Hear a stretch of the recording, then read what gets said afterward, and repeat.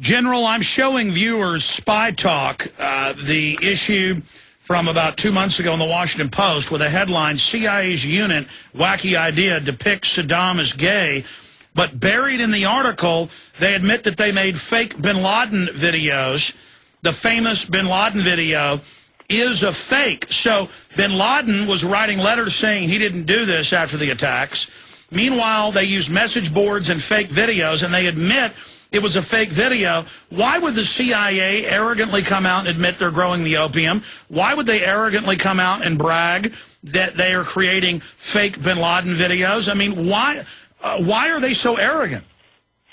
Well, this is the imperial arrogance, imperial hubris, which I think afflicts every nation which comes into that position where it stands at the pinnacle, and there is no one to destroy them but they themselves. Their own internal cavities destroy them, their own arrogance and their own sense of injustices. I mean, that is what destroys them.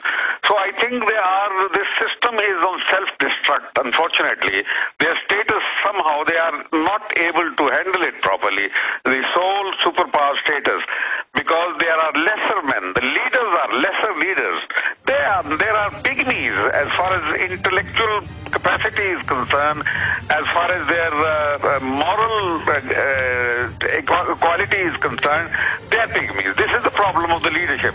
So I think while we in the third world countries usually cry about our leaders, I think poor America is also really bereft of the quality leadership that they deserve at this time. General, stay there. Final segment with you coming up straight ahead. We'll talk more about World War III. When you watch the films and read the documents about the Soviets massacring villages, carpet bombing villages, it's exactly what our criminal government's doing. The same corporations that have occupied Afghanistan using our military are occupying my country. They're waging war against my Bill of Rights, my Constitution, my children's future. I want my republic back. I want to be known as the land of the free, home of the brave, an example of goodness, not an example of evil. They lie to you. They give you fake bin Laden videos. They stage terror attacks. They say Saddam's got WMDs when he doesn't. And they want to start World War III, not just with Iran, but Pakistan. I concur with General Gul's analysis 100% from my own deep 18-hour-a-day research many days. Okay? We are going into World War III. And General Gul, you talked about how they want to cause the collapse of Pakistan, how they're funding radicals there, which has been admitted. They've been caught. And how they want Pakistan to have their back against a wall. So they have to declare an emergency jihad to protect themselves and call on aid, as Afghanistan did, so they can have what the PNAC documents and the Israelis and Dick Cheney called for in the September 20th, 2000 Rebuilding America's Defenses PNAC document, a clash of civilizations. They want to force the American people into a bare-knuckle war to fully commit us. I believe they're going to set off nukes in the U.S. and blame it on Pakistan and Iran. I see them putting out this story to where the Americans will howl with pure rage. They will ship 3 million Americans over there, bloodthirsty, ready for absolute genocide. And so your people, my people, have to stand together against the New World Order, just like they want to put two pit bulls in a ring and have us kill each other. We don't need to do this. We need to be smart enough to avert this, and the evidence is clear. We are on the verge of them launching World War III, a clash between Christendom, what's left of it in the West, and the East, a war without end. General, your comments. My comments are that there is no clash of civilization. This is a myth that has been created, unfortunately. There has to be meeting of civilization. And as far as Islam is concerned, why is it being looked upon as an enemy, as an adversary? Islam encompasses Christianity and Judaism. It is not an entity in itself, but actually it encompasses all the three religions of the book. So there has to be amity, peace among us, and everyone has to gain from it. And therefore, there is no need for the dark impulse in the American system. I won't say in the American people because they are so good. It is in the American system that dark impulse has to be removed, and it can only be removed by the American people if they rise against it, like the moratorium movement back in the Vietnam days when it picked up from from Berkeley's campus, and then it spread across the cities and villages of whole of America.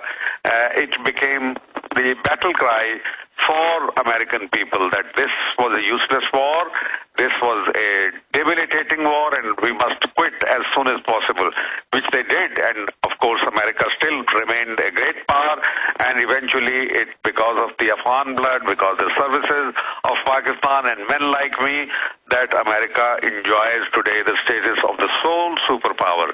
Now, America is hell-bent, or that dark impulse in the American system is hell-bent, that they destroy America's position as the sole superpower. So it has to be morally correct, and unfortunately, telling lies with regard to Iraq, telling lies with regard to 9/11, and telling lies now with regard to Bombay attack, everywhere it is lies, lies, and lies, nothing else. And that is not going to be helpful, because that is going to totally demolish the American position. American economy is in doldrums, but the generals of the Pentagon, they would want America to commit more forces in Afghanistan and elsewhere, and now they want to pick up fight with Iran, at the same time pick up fight with Pakistan. I don't know. They have to sit down, war game it, and if I am there, I will tell each one of them how wrong they are. There are lessons to be learned from military history. In Afghanistan, for instance, the spaces are not in their control.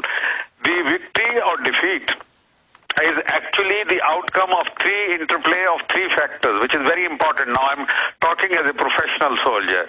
The time, space, and relative strength. In Afghanistan, Americans have the watch and opposition has the time. The Mujahideen have the time. In Afghanistan, again, they have the spaces are with the opposition, and Americans are confined only to garrison town. More and more, they will be squeezed into the garrison town. And third factor, that of relative strength, agreed that America has firepower, but America does not have a willing, motivated manpower. Slowly, gradually, the American soldiers have started now asking, what are we here for? Why are we laying down our lives? And I think this is a terrible situation if it seeps into the minds of the soldiery. And I think before this really erupts, it's better for America, it is better for the world that they pull out of here and they abandon any notions of attacking Iran or coming for Pakistan's nuclear capability. They cannot pluck it out, and it can create a desperate Pakistan which could do anything. I'm not saying that Pakistan would do it, but I think there are possibilities and there are chances that Pakistan may actually have to, for its own existence, for its own honor, for its own well-being, it can go to the extreme limit, which would not be good for the countries who want to see Pakistan's nuclear capability destroyed and Pakistan cut to pieces. No, it will not happen. I can assure you this. And they better disabuse their minds and their plans of this kind of notion. General, a few other points I wanted to bring up to you, and then any other points you'd like to make, and we'll let you go. We're very thankful for your time today and your courage to come on this broadcast. But specifically, Benazir Bhutto, dealing with another lie. Our media said that she fell and hit her head on the side of a car, even though all over European and Central Asian news, it showed her being machine gunned in the chest by Western contractors as the intel. And then when it came out that she had been murdered and that our media had lied, they tried to claim that forces associated with the Taliban, which is any tribal group that resists occupation, had done it. What is the truth from your research about the assassination of Bhutto? I've been saying that all along. She has been killed by the Americans. She has been killed by Dick Cheney's people. They are the ones who are operating a Dick Cheney's order, because Dick Cheney has drawn up a plan of governance for Pakistan, and Benazir has become rebellious. She refused to meet Negroponte. because Negroponte had told her not to go in Pakistan until after the election. But she dared them, and she came and she said, I'll want independent judiciary. She sent me a message through an emissary, a good friend of hers and me, and he came and said that she says, General, I am now agreeing with you. I tend to agree with you that the Americans have evil designs on Pakistan. And therefore I know that she had become very dangerous for them. For Dick Cheney and company, who wanted things to happen in a certain way in Pakistan.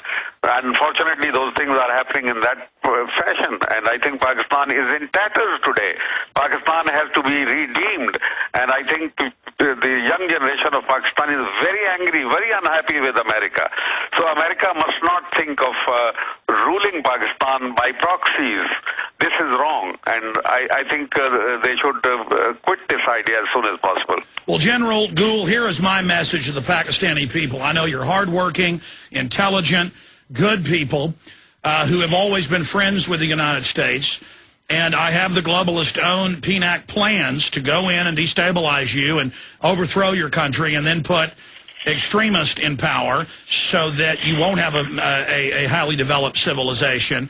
And they're threatened by that. And they also want to use up America's treasure and our good name and destroy us in the international community via your destruction, so that this new global corporate state known as the New World Order can rise. And they now admit they're forming a world government run by private banks.